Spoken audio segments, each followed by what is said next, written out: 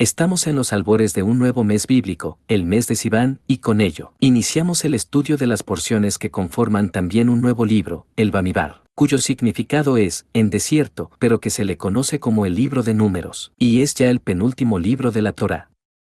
Aunque la porción inicia diciendo que Dios habló a Moisés desde el tabernáculo, hace especial énfasis que se encuentran en el desierto del Sinaí. Números 1:1, habló Dios a Moisés en el desierto de Sinaí, en el tabernáculo de reunión, en el día primero del mes segundo, en el segundo año de su salida de la tierra de Egipto, diciendo. Y las preguntas surgen, ¿por qué la Torá le dedica el título de un libro al desierto? ¿Por qué la Torá fue entregada en el desierto? ¿Qué importancia tiene el desierto en las Sagradas Escrituras? Según el análisis de los estudiosos de la Torá, se entrega en el desierto porque es tierra de nadie, y con esto se evitan discordias, pues de esta manera nadie tiene la exclusividad de la Torá y el que quiera tomarla, lo puede hacer. Pero también cabe mencionar que todos los dones del cielo se dan en el desierto. La Torá, el tabernáculo, el sacerdocio, el servicio levítico, el maná, las fiestas, el Shabbat y la protección divina. Es en el desierto donde todo fue dado y donde Dios pone a prueba a su pueblo. Primera de Corintios 10:1-6 y 11. Porque no quiero, hermanos, que ignoréis que nuestros padres todos estuvieron bajo la nube, y todos pasaron el mar, y todos en Moisés fueron bautizados en la nube y en el mar, y todos comieron el mismo alimento espiritual, y todos bebieron la misma bebida espiritual, porque bebían de la roca espiritual que los seguía, y la roca era Cristo. Pero de los más de ellos no se agradó Dios, por lo cual quedaron postrados en el desierto. Mas estas cosas sucedieron como ejemplos para nosotros, para que no codiciemos cosas malas, como ellos codiciaron. Y estas cosas les acontecieron como ejemplo, y están escritas para amonestarnos a nosotros, a quienes han alcanzado los fines de los siglos. Entonces, todo lo que sucedió al pueblo en el desierto es un ejemplo para nosotros, para no caer en pecado. La palabra desierto, en hebreo es mibar, y dentro de esta palabra se encuentra oculto el término dabar, que significa palabra o hablar. Así que, la primera enseñanza de este libro es que, en desierto, vienen todas las pruebas con la palabra, y se superan con la palabra. El caso más específico que ejemplifica esta enseñanza lo tenemos en los Evangelios, Mateo 4:1-11, Marcos 1:12-13 y Lucas 4:1-13. Ahí vemos cómo es el del mismo Mesías, que fue llevado al desierto para ser tentado por el diablo. El Satán le pone 3 tentaciones, con argumentos de la misma Biblia, y el Mesías supera estas tentaciones, citando un versículo del libro de Deuteronomio por cada tentación, y el tentador termina por irse, y los ángeles vienen a asistir al Mesías, que, con la dabar, en el mibar, superó las pruebas.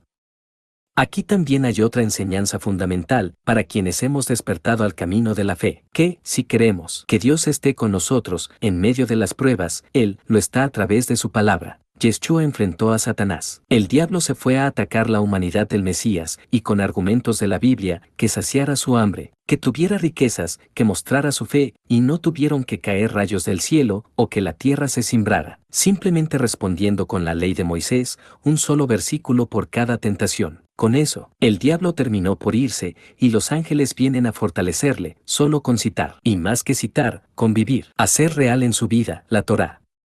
La pregunta sería, si Dios lo conoce todo, ¿por qué habría que probar al Mesías? ¿Acaso Dios no conoce o no estaba seguro de cómo reaccionaría su propio Hijo? Claro que Dios sabe cómo va a reaccionar y a actuar el Mesías, y cada uno de nosotros. Esto lo hace Dios, para enseñarnos y demostrarnos a nosotros cómo debemos de actuar y reaccionar ante las pruebas.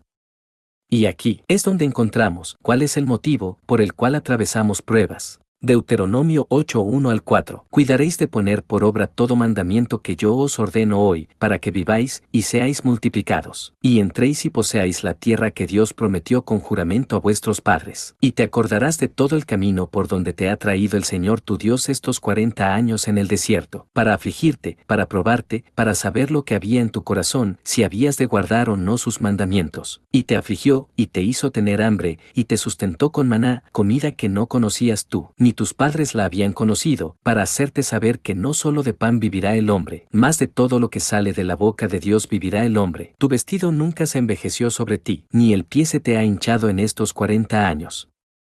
Entonces, el motivo por el cual pasamos pruebas es para saber si en nuestro corazón tenemos o no tenemos la Torá, y por ende, si guardamos o no los mandamientos. Pero esto no es algo que necesite saber Dios, pues Él ya lo sabe. Es para que nosotros mismos nos demos cuenta si realmente tenemos la Torá en nuestro corazón, y si en realidad guardamos los mandamientos. El libro de las Revelaciones, de principio a fin, nos da una cátedra de la importancia que tiene guardar Torá ante los acontecimientos apocalípticos de los últimos tiempos. Todas estas citas pertenecen al libro del Apocalipsis. 1:3 Bienaventurado el que lee, y los que oyen las palabras de esta profecía, y guardan las cosas en ella escritas, porque el tiempo está cerca.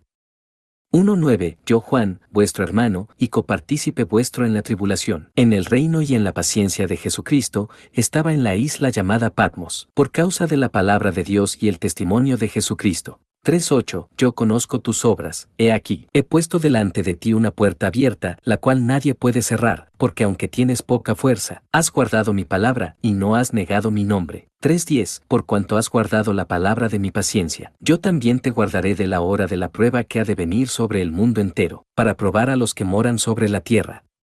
6:9 Cuando abrió el quinto sello, vi bajo el altar las almas de los que habían sido muertos por causa de la palabra de Dios y por el testimonio que tenían. 12:11 Y ellos le han vencido por medio de la sangre del Cordero y de la palabra del testimonio de ellos, y menospreciaron sus vidas hasta la muerte. 22:9 Pero él me dijo, mira, no lo hagas, porque yo soy consiervo tuyo, de tus hermanos los profetas, y de los que guardan las palabras de este libro. Adora a Dios. Entonces, así como cuando la tierra estaba desordenada y vacía en el principio, Dios crea todo con su palabra, así hasta el final de los tiempos, Dios sustenta todo con su palabra. Hebreos 1:3, el cual, siendo el resplandor de su gloria, y la imagen misma de su sustancia, y quien sustenta todas las cosas con la palabra de su poder, habiendo efectuado la purificación de nuestros pecados por medio de sí mismo, se sentó a la diestra de la majestad en las alturas. La obra del Espíritu es llevarnos a cumplir la palabra de Dios. Ezequiel 11:19-20 Y les daré un corazón, y un espíritu nuevo pondré dentro de ellos, y quitaré el corazón de piedra de en medio de su carne, y les daré un corazón de carne, para que anden en mis ordenanzas, y guarden mis decretos y los cumplan, y me sean por pueblo, y yo sea a ellos por Dios. Zacarías 7:12 Y pusieron su corazón como diamante, para no oír la ley ni las palabras que el Señor de los ejércitos enviaba por su espíritu, por medio de los profetas primeros. Vino, por tanto, gran enojo de parte del Señor de los ejércitos. Romanos 8:5-9 Porque los que son de la carne piensan en las cosas de la carne, pero los que son del Espíritu, en las cosas del Espíritu. Porque el ocuparse de la carne es muerte, pero el ocuparse del Espíritu es vida y paz. Por cuanto los designios de la carne son enemistad contra Dios, porque no se sujetan a la ley de Dios, ni tampoco pueden, y los que viven según la carne no pueden agradar a Dios. Mas vosotros no vivís según la carne, sino según el Espíritu, si es que el Espíritu de Dios mora en vosotros. Y si alguno no tiene el Espíritu de Cristo, no es de él. El comienzo del libro de Números pone al descubierto la disyuntiva entre la voluntad y la decisión. Todas las personas manejamos lo que es el pensamiento, las emociones y la acción. Así también, en todo lo que se mueve en las regiones celestes del universo, se reflejan estos mismos tres elementos. El pensamiento se ve reflejado en el acontecer inteligente de todo lo que existe en el universo. Las emociones se manifiestan en la energía que emana de cada cuerpo celeste. La acción es lo que sucede en este mundo. Esto es importante de conocer, porque todo el libro de Números es un manual para saber controlar nuestros pensamientos, nuestras emociones y nuestras acciones. El Sefer Bamidbar es el rollo de la Torá que tiene la más diversa variedad de historias de toda la Biblia. Los espías, la rebelión de Coré, la complicidad entre Balaam y Balac, la lepra de Miriam, la fiesta con los cusitos, el pecado de Moab y de Madián, la plaga en el campamento, el yugo de Simri y Cosbi, la lanza de Pinjas, los 40 años en el desierto, la muerte de los hermanos de Moisés, la caída del liderazgo de Moisés y su castigo.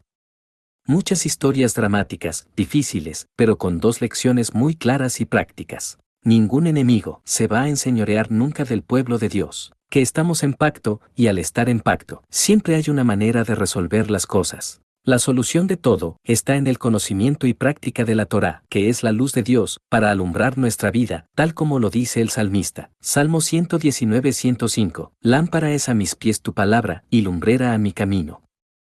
Veamos nuevamente cómo empieza el libro. Números 1:1. Habló Dios a Moisés en el desierto de Sinaí, en el tabernáculo de reunión, en el día primero del mes segundo, en el segundo año de su salida de la tierra de Egipto. Vemos entonces cómo Dios le habla a Moisés en el desierto, el día primero del mes de Iyar, a 2 años de la salida de Egipto, y le habla en el tabernáculo. En el resumen que Moisés hace de toda la Torá, y que es el Sefer Devarim, Moisés cita lo siguiente, Deuteronomio 1:31, y en el desierto has visto que el Señor tu Dios te ha traído, como trae el hombre a su hijo, por todo el camino que habéis andado, hasta llegar a este lugar. Aquí, en este solo versículo, Moisés revela el propósito del libro de Números, y hasta lo cita por su nombre original, Ubamibar, y nos enseña que la vida en este mundo es un desierto, pero que Dios está ahí a tu lado, como un padre acompaña a su hijo. ¿Qué sucede? Cuando un padre va acompañando a su hijo por un camino y surge un peligro para el hijo, ¿qué hace el padre? Cuida, protege y defiende a su hijo.